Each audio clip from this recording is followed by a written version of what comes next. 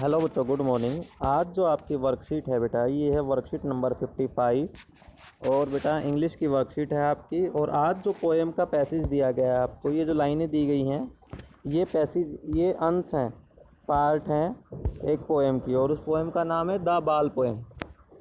ठीक है बेटा, पोएम का नाम है द बाल पोएम। तो उसके हैं ये लाइनें। क्या दिया गया है इसके अंदर आपको, पहले पोएम को पढ़ते हैं, उसको समझते हैं। पोएम की जो मीनिंग है वो बताता हूँ सबसे पहले आपको मैं। पोएम में ये होता है बेटा कि एक बच्चा है, उसकी बॉल जो है वो गुम हो जाती है, एक पानी में गिर जाती है। और वो बच्चा छोटा है, इस वजह से उस बॉल को ला नहीं सकता नीचे जाके पानी में से। तो इसी चीज़ के ऊपर बेस बेटा ये पोएम है पूरी की पूरी। चलिए देखते हैं इसको। ही is learning well behind his desperate eyes. He is learning, वह सीख रहा है।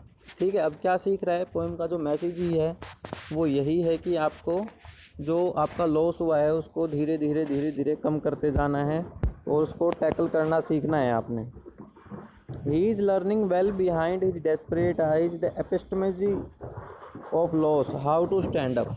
अब आपको क्या करना है, जो आपको जो भी लॉस हो गया है, अब धीरे धीरे आपको उससे उभरना है और आगे बढ़ना है। Knowing that every man must one day know and most know many days how to stand up, कि हर किसी को एक दिन ये चीज़ सीखनी पड़ती है और हर किसी को एक दिन आगे निकल के खड़ा होना पड़ता है।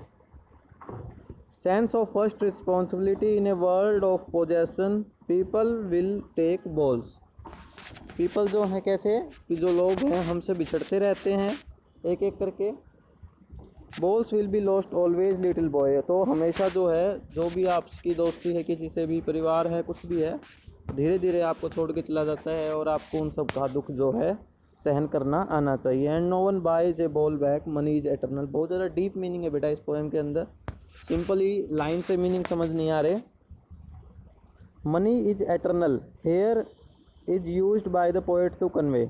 मनी जो है किस सेंस में यूज की गई है, ठीक है बेटा। अब क्योंकि ज़्यादा डीप मीनिंग है इसलिए आपको आंसर जो है, क्वेश्चन जो हैं आसान दिए गए हैं। जैसे प्लेइंग क्रिकेट वेल, कहीं भी जिक्र नहीं है, काट दो। यूज ऑफ पेटीएम, मतलब ही नहीं है। करेंसी इन हैंड, काट दो इसको। तो यही बच गया बेटा मीनिंग ऑफ लॉस। नेक्स्ट देखो बेटा क्वेश्चन। द पोएट यूजिस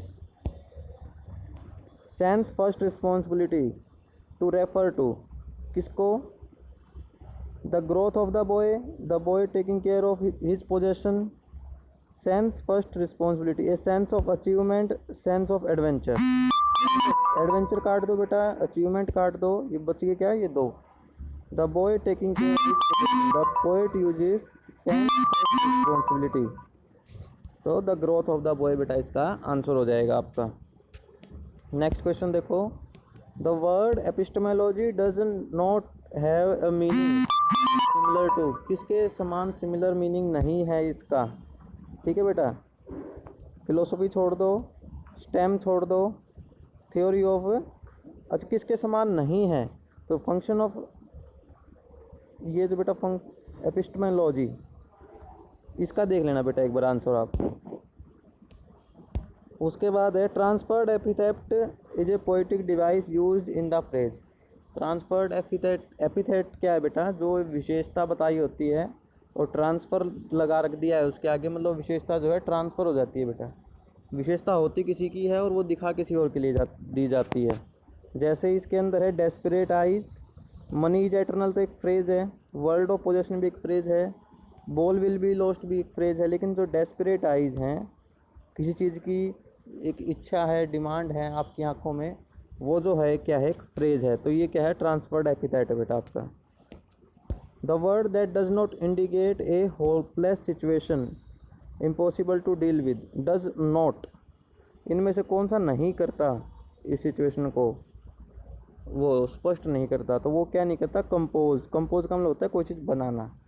तो ये था बेटा आपके आज की वर्कशीट में, इसको कंप्लीट करो और शाम तक सबमिट करो बेटा।